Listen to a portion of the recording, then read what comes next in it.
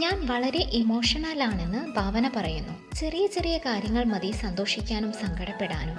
എന്നോട് നന്നായി സംസാരിക്കുന്നവരോട് ഞാനും അതേപോലെ സംസാരിക്കും. സങ്കടം വരുമ്പോൾ ചില നല്ല സിനിമകൾ കാണും. വീട്ടിൽ അച്ഛനോടും അമ്മയോടും സംസാരിക്കും. ഇപ്പോൾ അച്ഛനില്ല. ചില നേരം തനിയെ ഇരുന്ന് കരയാറുണ്ടെന്നും ഭാവന പറഞ്ഞു. സിനിമാ നടിമാർ എപ്പോഴും സന്തോഷിച്ചാണ് നടക്കുന്നത് എന്ന് കരുതുന്നവരുണ്ട്.